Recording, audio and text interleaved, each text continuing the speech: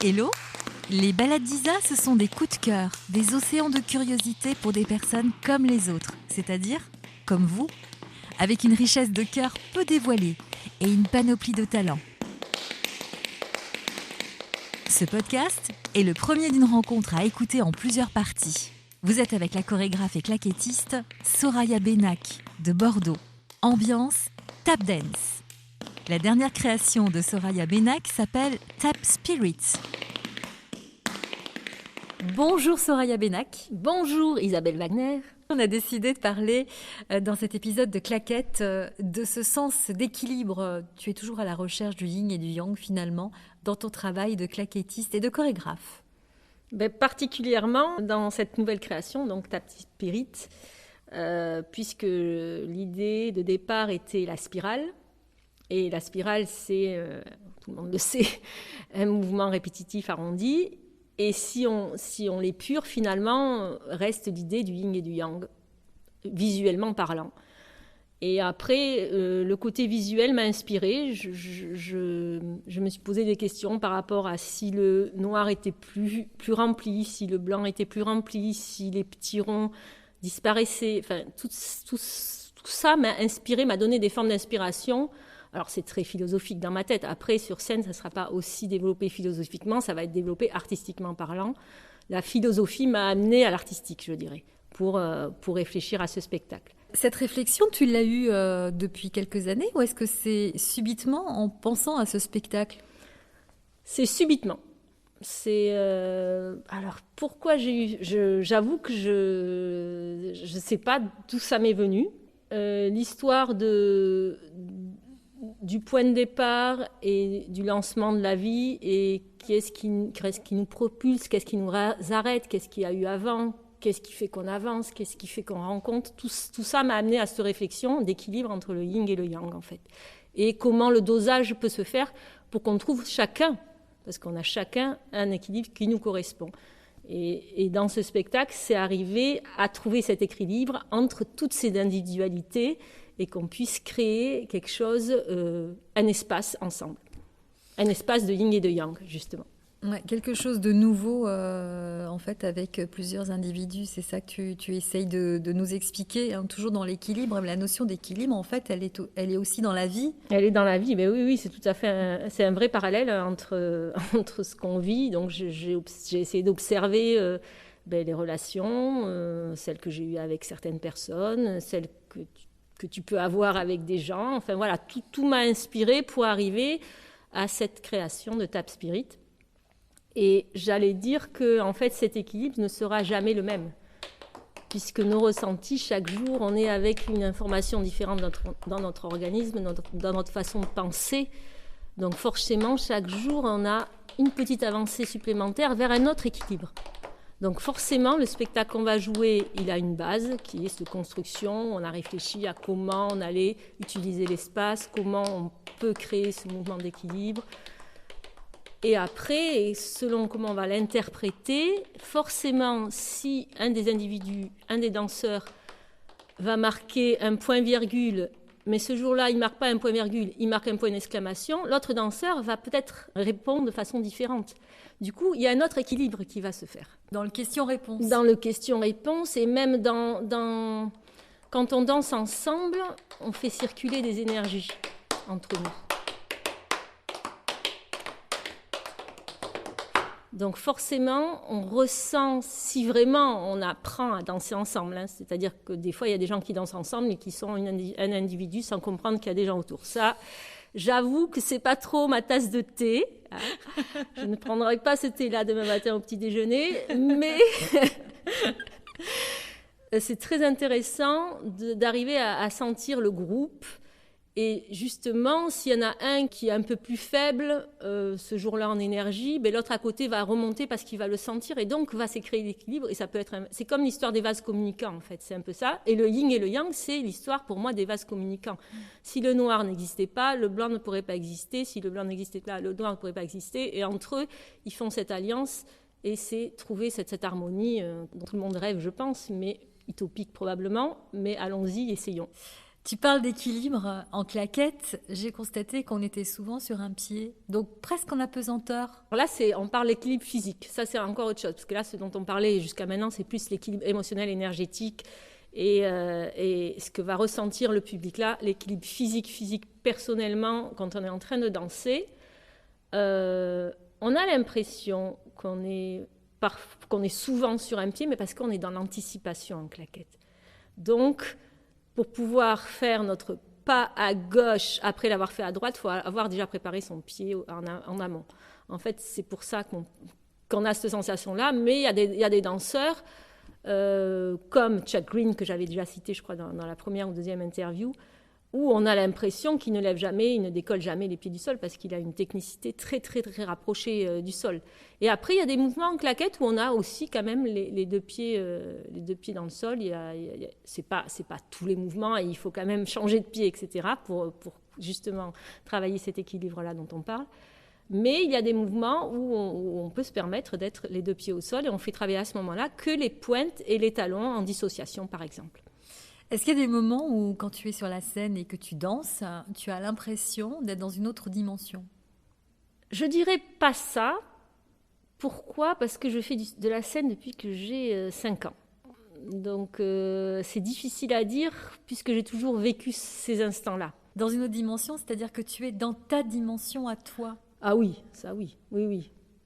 Après, ce qui peut influencer, parce que moi je suis beaucoup sur les ressentis, c'est si c'est un grand théâtre, un petit théâtre, s'il y a beaucoup de monde, s'il y a moins de monde, enfin voilà, tout ça peut avoir un impact sur mon énergie sur scène, mais évidemment je me sens transportée et une forme de transcendance quand je suis sur scène, oui.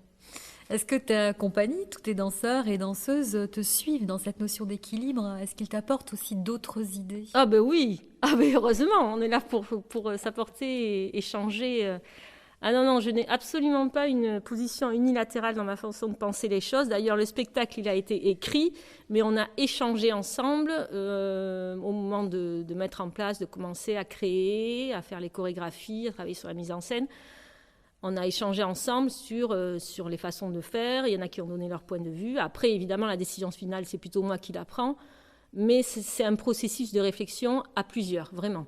Et oui, ils me suivent dans cet équilibre. Je pense qu'ils sont ravis qu'on se retrouve à chaque fois. Donc, ça prouve bien que chacun y trouve un équilibre.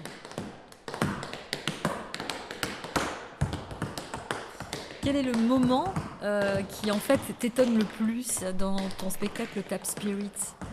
Peut-être un moment que tu n'attendais pas.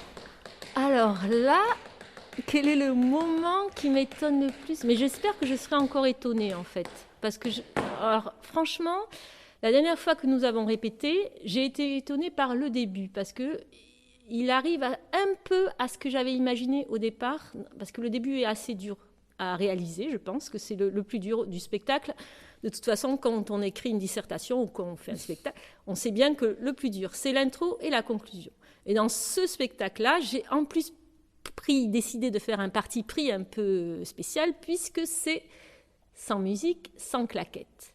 Donc ça veut dire, qu'est-ce qu'on va aller faire avec tout ça? Ça veut dire, toi, ton unité, elle est nulle, là, tu vas aller dire des choses avec rien. Donc, avec rien, si, avec soi, mais avec rien, aucun ustensile, rien qui va t'aider un peu à te soutenir avec une autre parole. Donc comme aux flottaisons.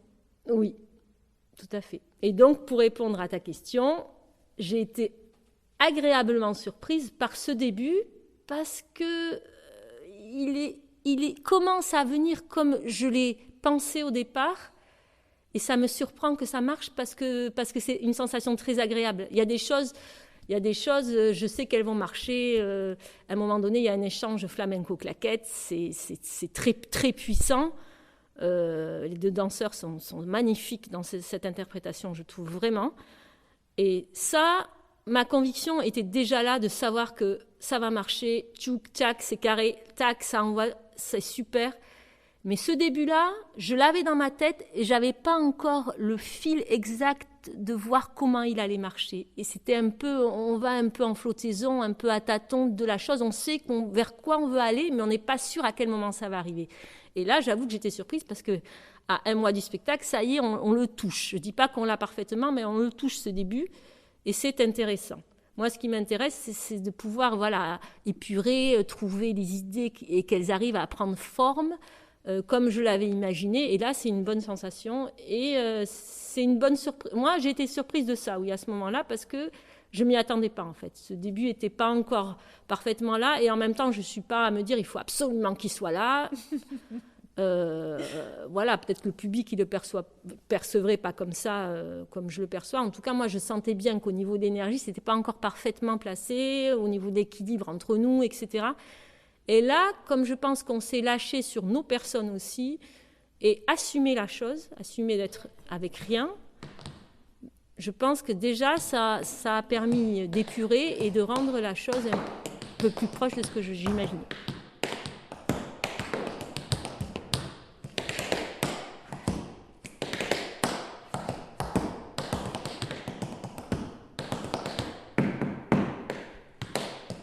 Comme il n'y a rien, quand le son arrive, il prend une ampleur considérable.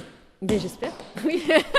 Ah oui, c'est sûr, parce que c'est sûr. Et en même temps, je pense que le but, c'est que ça m'intéressait d'explorer ça, d'abord, évidemment, mais aussi de donner cette opportunité au public d'aller découvrir d'où viennent les claquettes. C'est un peu le départ, en fait. Voilà. C'est ce qu'on raconte aussi. C'est ce qu'on raconte, dans Feuilleton, Claquettes avec toi, Soraya Bénac. Tout à fait. Et on est dans une autre dimension. Oui.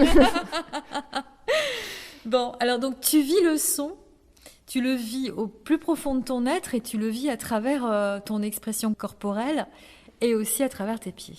Oui, tout à fait. Et tu es une étoile, parce que ton prénom, c'est ce que ça veut dire, scintillement des étoiles. Mais oui, tout à fait. C'est berbère, c'est perse plus, je dirais même, mais ma maman est berbère. Et ça veut dire scintillement des étoiles, et ça veut aussi dire quelqu'un de secret. Voilà, donc il y a 2 significations pour mon prénom. Alors, scintillement des étoiles, on peut dire que oui, hein, nous en tant que spectateurs. C'est gentil. Quelqu'un de secret. Ça te correspond aussi ? Oui, disons secret. Alors, ça dépend ce qu'on y met comme explication au terme secret. Mais disons que je sais garder dans le sens où je respecte le silence des uns, des autres, la parole de l'autre.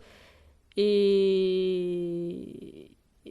voilà, je parle pas pour ne rien dire, on dirait.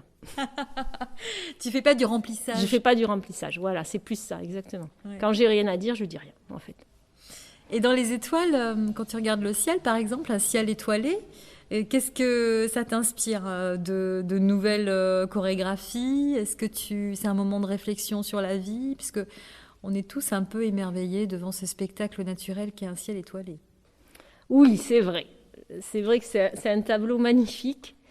C'est un tableau magnifique et que j'ai en plus redécouvert grâce à une amie qui est une artiste peintre qui est d'Amérique latine mais qui habite la région, qui s'appelle Silvana Galinotti. Donc j'en profite pour la mentionner parce que c'est une superbe artiste que j'aime beaucoup en tant que personne et en tant qu'artiste. Et elle adore ce tableau et du coup, quand on s'est connus, on en a parlé et je suis allée le redécouvrir avec elle grâce à elle. Et c'est vrai que c'est très, très inspirant. Parce que ça redonne, ça redonne en général, je pense, une importance à ce qu'on peut ne pas voir. C'est-à-dire les éléments naturels. Je ne suis pas sûre qu'on passe tant de temps à regarder les étoiles que ça, alors qu'elles sont tout le temps là. Voilà, ça permet de changer la perspective aussi, un ciel étoilé, d'aller voir là-haut, plutôt que donc c'est s'inverser sa position à soi aussi. Et puis les couleurs du tableau sont quand même sublimes aussi, il faut le dire. Ce bleu est magnifique. Ça te transperce, ça te transporte. Mais Silvana Galinotti, je suis sûre qu'elle le voit. Elle va aller donner la définition de l'étoile, comment elle a été formée, etc. Elle va rentrer plus dans le processus de la peinture que ce que je suis en train de dire. Donc, je préfère m'abstenir. Est-ce qu'un ciel étoilé en Gironde t'émeut autant qu'un ciel étoilé, par exemple, À New York. Non. Bon, là, il y a beaucoup de pollution quand même, de lumière à New York, je suppose. Oui, c'est vrai. Est-ce que tu as envie de danser le ciel étoilé? Ah, pourquoi pas, oui. Allons-y.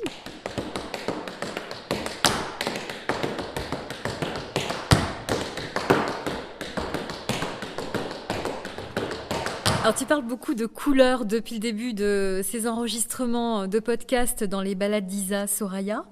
Oui. Tu as une couleur préférée? Non, j'ai pas de couleur préférée, mais je ne porte jamais de noir. D'ailleurs, c'est pas une couleur, le noir, hein. Mais voilà, j'aime beaucoup, beaucoup, beaucoup les couleurs, que ce soit des couleurs autour du bleu, autour du fuchsia, du orange. J'aime voir la vie en couleurs. Et c'est assez drôle parce que je pars du yin et du yang avec le blanc et le noir dans ce spectacle. Et il n'est pas si coloré que ça en termes de costume. C'est assez doux, voilà, on va dire.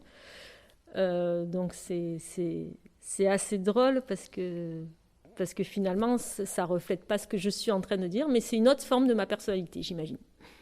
Donc si ta vie était une seule couleur, ce serait laquelle? Une seule couleur. Waouh! Ça, c'est très très dur comme question. Moi, j'aime... Bon, allez, tu as le droit d'en choisir 2-3. D'accord. Alors, je choisirais tout ce qui est dans les orangés. Donc, j'aime beaucoup l'orange, le saumon, ces couleurs-là. Et j'aime beaucoup aussi tout ce qui est les variétés de bleu. Le orangé, pour moi, c'est plus la chaleur, le soleil, le cocooning. Et le bleu, quelque chose d'assez... comment on peut dire? Il y a une espèce d'affirmation avec le bleu que j'aime bien. Moi, je trouve que le bleu, il n'y a pas de limite. Il n'y a pas de limite, mais à ce côté... Enfin, je pensais plus au bleu dur, mais le bleu que tu portes aujourd'hui, d'ailleurs. Ce bleu-là, il me fait penser à un côté... voilà, je m'affirme sans m'imposer, mais je m'affirme. Et il y a un côté intéressant qui me plaît dans ça. Mais c'est d'ailleurs les couleurs de la fiche de ta spirit, parce que le fond est orange saumoné, rose saumoné, on va dire plus. Et la typographie Tap Spirit est en bleu marine. Il y en a d'autres des couleurs dans Tap Spirit que tu as voulu absolument avoir en vibration près de toi? Alors j'avoue que les couleurs me sont venues après. Ouais. Après la création du premier jet du spectacle, on dira. Je ne vais pas tout révéler, mais bon, il y a un petit plateau bleu dur à un moment donné dans le spectacle. Et après, c'est vrai que ça va vers la chaleur du orange, mais c'est très léger, c'est irisé. Tu es heureuse finalement de créer en Gironde. Est-ce que tu te vois créer dans d'autres contrées? Est-ce que tu te vois repartir vers les États-Unis ou au Mexique? Je suis très très très très heureuse de créer ici, mais je serais heureuse de créer partout dans le monde. C'est pas le lieu qui m'importe. Bien sûr, Bordeaux, je suis contente parce que je suis bordelaise à la base, mais si je me retrouve au Mexique pour faire un projet avec de la musique mexicaine, pourquoi pas? C'est pas encore prévu. Par contre, il y a un petit projet qui est en train de se dessiner avec Boston. Donc voilà, c'est en train de germer avec une danseuse qui s'appelle Sarah Craver, qui est claquettiste et danseuse, et qui souhaiterait qu'on échange sur des projets ensemble. Donc voilà, c'est en train de germer. Et il y a aussi un autre projet avec une chanteuse qui s'appelle Diane Metley, qui est canadienne. Et on a déjà fait une petite prestation ensemble et on aimerait beaucoup monter un spectacle. On aimerait vraiment, vraiment monter un spectacle chant et claquettes ensemble. Au moins un duo déjà, et puis après peut-être explorer quelque chose de plus large.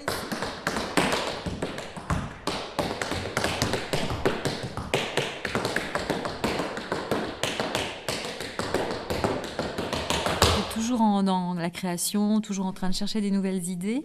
Donc est-ce que la Gironde finalement est une terre de refuge plutôt qu'une terre d'impulsion créatrice? Oui, on dira ça comme ça. On peut dire ça comme ça. Parce que la création, ça arrive, on ne le prévoit pas en fait. Ça arrive, c'est en toi et ça peut arriver alors que tu es dans un petit lieu. Il n'y a rien de particulier qui fait. C'est ton état d'esprit qui à ce moment-là, et il est un peu plus créatif et tout d'un coup, il se met à penser à ça.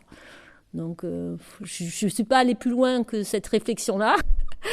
Mais c'est effectivement aussi les rencontres. Il se trouve que les danseurs de la compagnie, ils sont tous à la base passés par Bordeaux.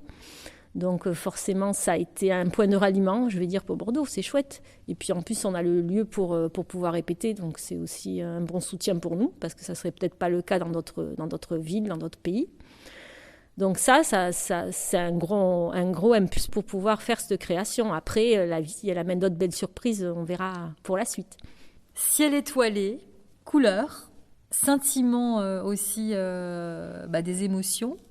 Est-ce qu'il y a une image avec un danseur, un claquettiste ou une claquettiste qui te vient à l'esprit, qui pourrait illustrer quasiment la moitié de ce qu'on vient de dire ? Alors oui, il y a une jeune claquettiste, et j'aimerais à un moment donné qu'on en parle d'ailleurs dans les prochaines interviews, de la nouvelle génération des claquettistes, je veux dire, qui s'appelle Josette Wigan, qui est une claquettiste américaine que j'ai découverte il n'y a pas très très longtemps, et elle est déjà là depuis un moment, mais j'ai fait sa rencontre il n'y a pas très très longtemps, et elle me fait penser à ces trois expressions réunies. Elle est extraordinaire. Elle est de Californie, et elle est mariée avec un Israélien, donc maintenant elle habite en Israël. Voilà. Et elle fait un duo aussi avec son frère, qui est un claquettiste extraordinaire aussi, Joseph. Donc c'est Joseph et Josette Wigan. Et elle regroupe tout ce qu'on peut imaginer qui existe des claquettes. Alors vraiment, elle est très, très, très, très talentueuse, très humble. Et j'espère qu'elle vienne ici au studio faire une masterclass ou un stage quand tout va pouvoir repartir, vraiment, vraiment, parce que c'est une personne qui gagne à être rencontrée. Merci Soraya Benac. Mais avec plaisir. 4, 8, 6, 7, 8. Encore plus vite. 1, 2, 3, 4, 5, 6, 7, 8.